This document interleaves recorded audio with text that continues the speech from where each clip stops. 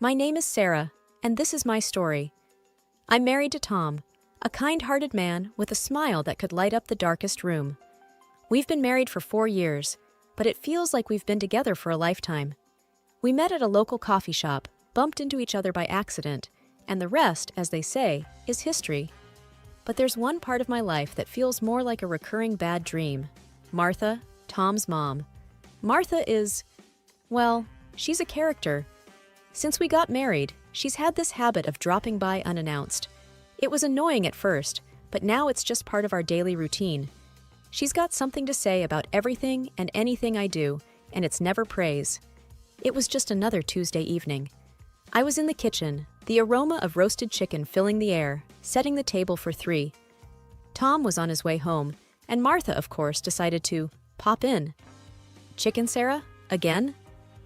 Martha walked into the kitchen, her voice dripping with disappointment. "If it were me, I'd have made pork. Tom loves my pork roast." I tried to keep my cool. "Tom likes chicken too, Martha, and it's healthier." She clicked her tongue, moving closer to inspect the salad. "Lettuce and tomatoes. How original." Just then, Tom walked in. "Something smells good," he said, wrapping his arms around me. He kissed my cheek before noticing his mother. "Mom, what a surprise."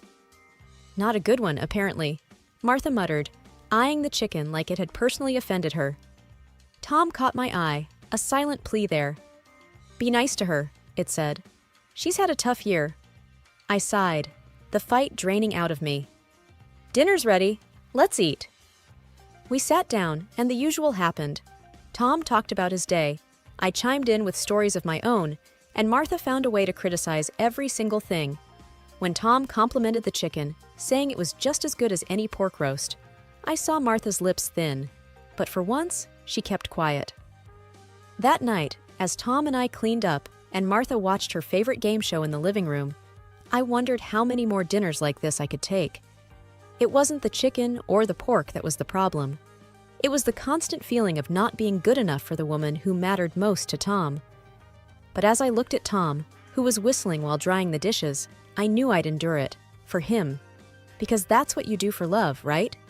You put up with a little rain to get to the rainbow. Or in my case, a little bit of Martha to get to the rest of my life with Tom. If life were a straight road, mine had taken a turn into a lane with speed bumps named Martha. When I found out I was pregnant, Tom and I were over the moon. But joy comes with its own set of challenges. My job as an event planner was demanding, with hours as unpredictable as Martha's mood swings. So I made the tough choice to step down to a less taxing role, which unfortunately meant a smaller paycheck. It was a Sunday morning, and I was flipping pancakes, humming to myself, feeling content. Tom was reading at the table, and then, as if on cue, Martha walked in, her presence immediately changing the air. "So, Sarah, how does it feel to contribute less to the household?" Martha didn't waste any time, going straight for the jugular as she poured herself a cup of coffee. I flipped another pancake, choosing my words carefully. "It feels responsible, Martha. I need to take care of myself and the baby." "Babies don't need money, huh?" "Interesting logic," she retorted, taking a sip and making a face. "This coffee is weak." Tom looked up, his brow furrowed. "Mom, that's not fair. Sarah is doing what's best for our family." Martha scoffed. "Oh, please. When I was pregnant, I worked until the day I gave birth, and I made sure to contribute equally." I plated the pancakes and sat down, trying to keep the peace. "Times are different now, Martha, and I'm still working, just not as much." She shook her head, her disapproval as clear as the sunny day outside. "You just make sure you don't get too comfortable. Money doesn't grow on trees." The conversation hung heavy over breakfast. Even the pancakes tasted like tension. Tom squeezed my hand under the table, a silent show of support. But as I watched Martha pick at her food with a sour expression, I knew this was far from over. I was bracing myself for a long road ahead, full of Martha's backhanded comments. But in my heart, I knew the peace of mind from a lesser-stressed pregnancy was worth any pay cut. And I'd do it all over again if it meant a healthier me and a healthier baby. Life has a funny way of flipping the script. Before Jamie, my home office was a place of tranquility. Now it's a circus, and I'm the juggler. Working from home while taking care of a newborn is like trying to thread a needle on a roller coaster. But it's our roller coaster, and I wouldn't trade it for the world. One Wednesday afternoon, as I was knee-deep in emails and baby burp cloths, the doorbell rang. I knew without looking. It was Martha. "Just a minute," I called out, balancing Jamie on one hip and my laptop on the other. When I opened the door, there she stood, purse and judgment in hand. "You look like you could use some help," she remarked, pushing past me into the living room. I followed her, settling Jamie into his bouncer. "I've got it under control, Martha. It's just a busy day." She peered at my laptop screen, then at Jamie, who was trying to decide if he was hungry or sleepy. "Doesn't seem like it. You know, when Tom was a baby, I made sure everything was spotless, and he was always my focus." I bit my tongue, resisting the urge to defend my scattered living room. "Well, times have changed, Martha. Working from home is a balancing act." She sat down, watching me like a hawk. "Does Tom know how chaotic it is here?" I sat across from her, trying to maintain a sense of calm. "Tom understands. He knows I'm doing my best." Martha tutted, looking around with thinly veiled disapproval. I suppose your best will have to do." I wanted to tell her that my best was more than enough, that I was a good mom and a good worker. But with Jamie starting to fuss, I didn't have the energy for another round with her. As she left, Martha's parting words were, "Remember, Sarah, a mother's place is with her child, not with her work." I closed the door gently, leaning against it for a moment.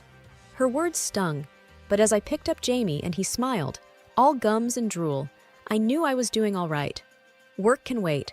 These moments with Jamie cannot. And if that means my living room is a bit messy, so be it. It's our mess, and it's perfect. 4 years into our marriage, and life had settled into a rhythm, albeit one constantly interrupted by the discordant notes of my mother-in-law, Martha's visits. The first year of Jamie's life was a whirlwind of diapers, late-night lullabies, and the struggle of maintaining a career from the confines of our home. Now, as I stepped back into the professional arena, my heart ached with the separation from my little boy, but also fluttered with the excitement of reclaiming a piece of my identity. The office was just as I remembered, yet everything felt different. Colleagues welcomed me back with smiles and gentle inquiries about Jamie. My desk, once a shrine to efficiency, now also housed a colorful array of drawings and a photo of Jamie's toothless grin. Each email I sent was punctuated by thoughts of him, each project plan a reminder of the plans I had for his future. Arriving home that evening felt like crossing a finish line. I was greeted by the music of Jamie's giggles as Tom, ever the doting father, flew him around the living room like an airplane. They were in their own world, and for a moment, I was an outsider looking in. It was a pang of jealousy only a mother returning to work could understand. Before I could even kick off my shoes, the door swung open and Martha made her entrance. "Sarah, back to work I see. And Jamie?" she asked, her tone laced with accusation. "He's been at daycare, and he's doing great," I said, trying to keep my voice light as I took Jamie into my arms. She raised an eyebrow, a silent judgment I knew all too well. "Daycare? At his age? I never would have." Tom intervened. "Mom, the world's different now. We're doing what's right for our family." Martha huffed, moving to the kitchen. "Well, I hope you know what you're doing." The conversation hung in the air, a stalemate of generational differences. Tom and I exchanged a weary look. This was our normal, a delicate dance of defending our choices. Dinner was a quiet affair. Jamie's high chair, an island of cheer in a sea of unspoken tensions. Martha barely touched her food, her disapproval a palpable presence at the table. Afterward, as Tom put Jamie to bed, I found myself alone with Martha. "Martha, I know you don't agree with our choices, but I need you to trust that we're doing what's best for Jamie," I said, clearing the plates. She looked at me, her eyes softening for just a second. "Sarah, I just want what's best for him too." "I know, and I appreciate that. But best can mean different things," I replied, hoping to bridge the gap between us. She nodded slowly. "I suppose you're right, but it doesn't mean I have to like it." As I finished the chores and sat down to catch up on some work, the house quieted down. I mulled over the day's events, the juggle between professional and personal, the constant scrutiny from Martha. Each thought was a thread in the complex tapestry of modern motherhood. Over the next few weeks, I found my stride, balancing deadlines with daycare drop-offs, boardroom meetings with bedtime stories. I was proving to myself, more than to Martha, that I could excel at both roles. But her words lingered like a shadow, a reminder of the tightrope I walked daily. One evening, as I watched Jamie sleep, his chest rising and falling in peaceful slumber, I realized that this was my why. The long hours, the missed cuddles, they were all for this moment of tranquility, for the future we were building. And as I turned off the light, a sense of determination settled in my heart. Martha might never understand, but that was okay. This was our life, our choices, our grind. And with Tom and Jamie by my side, I was ready for all of it. When Tom and I approached Martha about watching Jamie while I worked, she accepted with a strange spark in her eye. "Of course, I'll watch him. A grandmother's place is with her grandchild," she had said, almost triumphantly. The first day, I left Jamie with her, armed with a list of instructions and a kiss on his forehead. "If you need anything, call me," I reminded her, feeling the familiar tug at my heart as I walked out the door. "Sarah, go to work. We'll be fine," Martha said, her voice tinged with the confidence that only grandmothers possess. But as the days passed, her enthusiasm began to wane. Each evening, I returned to a litany of complaints. "He wouldn't nap. He's too fidgety. He throws his food," she'd report with exasperation. One evening, as I handed her a cup of tea, I ventured cautiously, "Martha, if it's too much, we can look into a daycare for Jamie." She set her cup down with a clatter. "No, I don't trust those places. I'll watch him." "But you seem so tired, and I hate seeing you like this," I replied, concern lacing my words. Martha's eyes met mine, stubborn as ever. "I said no, Sarah. I'm his grandmother. It's my job to endure. And who better to look after him than family?" Her refusal was a familiar dance, one where my suggestions were met with resistance, my concerns with cold rebuttals.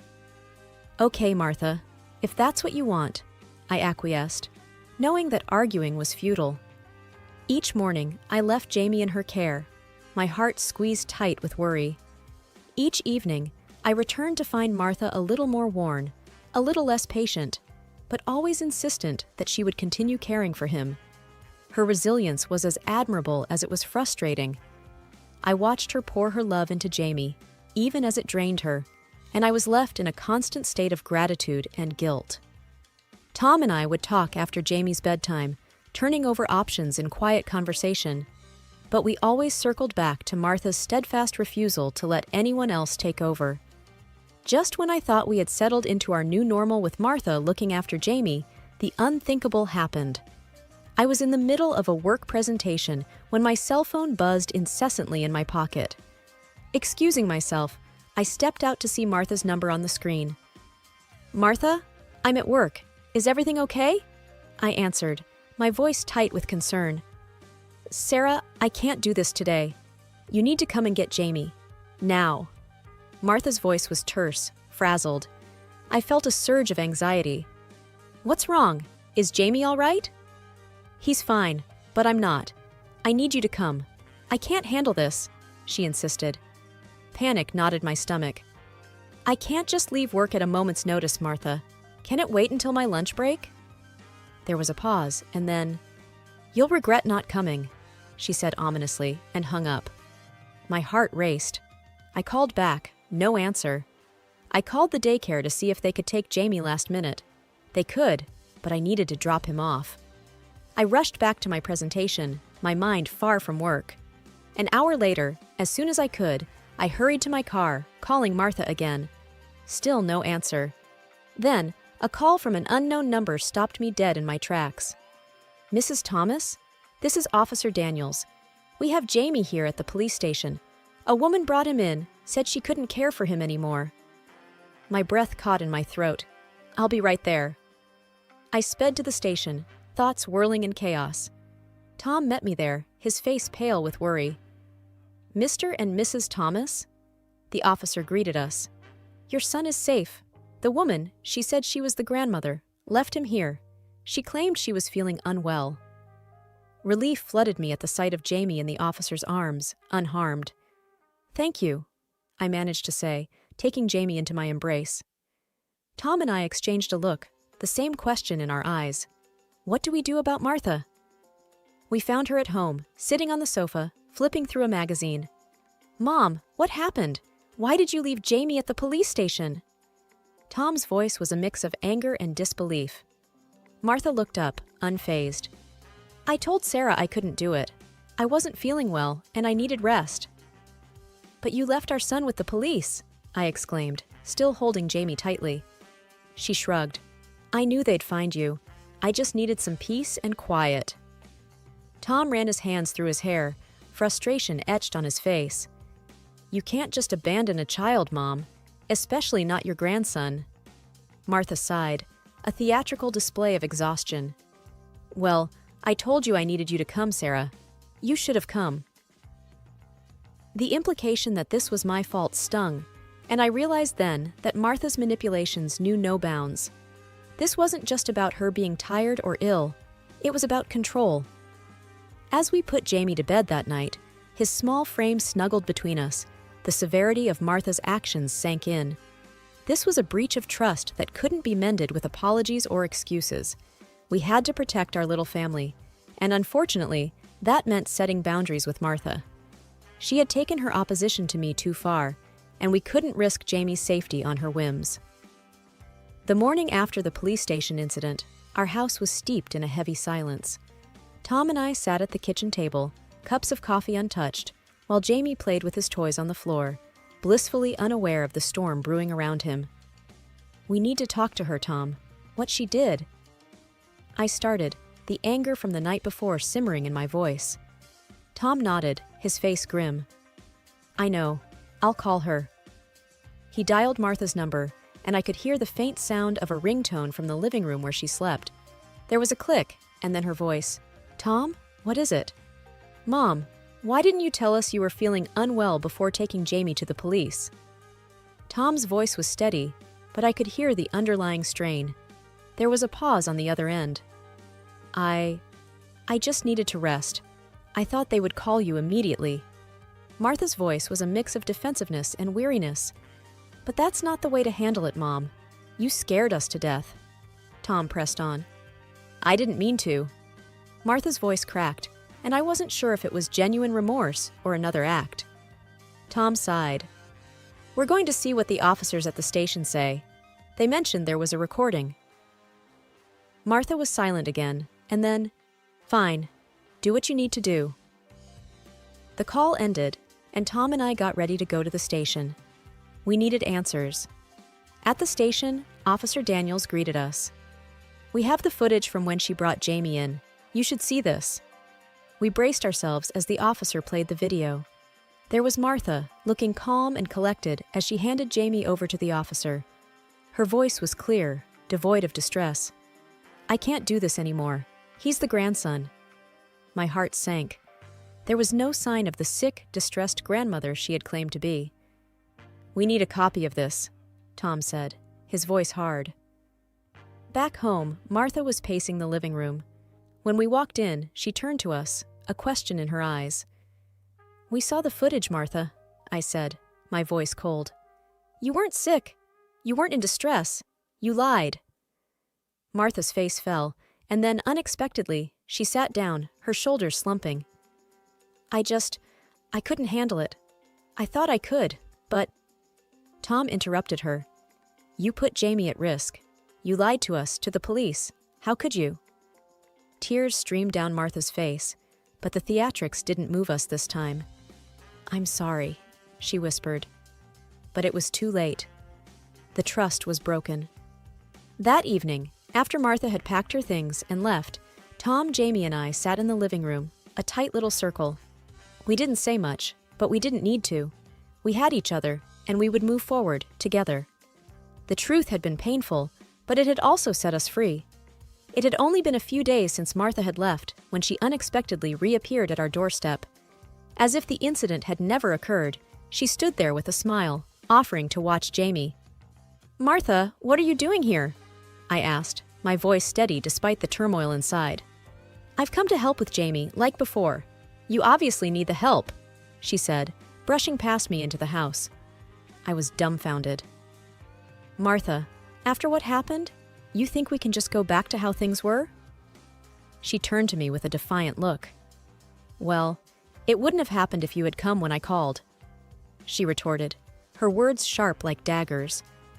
Before I could respond, Tom walked in, his face darkening at the sight of his mother. "What are you saying, Mom? That this was Sarah's fault?" Martha's eyes didn't waver. If she had been a stay-at-home mother like she should be, none of this would have happened. That's when Tom exploded, the anger and frustration that had been simmering for days finally boiling over. "How dare you? You do this out of spite for Sarah, and you put Jamie in danger because of it." Martha recoiled as if slapped, her facade crumbling. "Tom, No, Mom, I don't want to hear it. You've crossed a line. You deliberately ignored Sarah. You neglected your grandson, and for what? To prove a point?" His voice was a crescendo of outrage. She tried to interrupt, to defend herself, but Tom wouldn't have it. "I can't trust you anymore, Mom. I don't want you here. I don't want to talk to you until you realize the gravity of what you've done."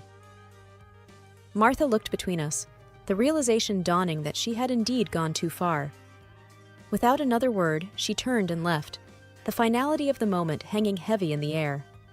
Tom turned to me, his eyes filled with a mixture of regret and resolve. "I'm sorry, Sarah. I should have seen it sooner. But I promise you, Jamie's safety comes first. We come first." I nodded, the solidarity between us more potent than ever. "I know, Tom. We'll get through this, just like we always do. Together." We knew the road ahead would be without Martha, at least for the foreseeable future. It was a painful but necessary decision, a line drawn to protect our son, our family, our peace.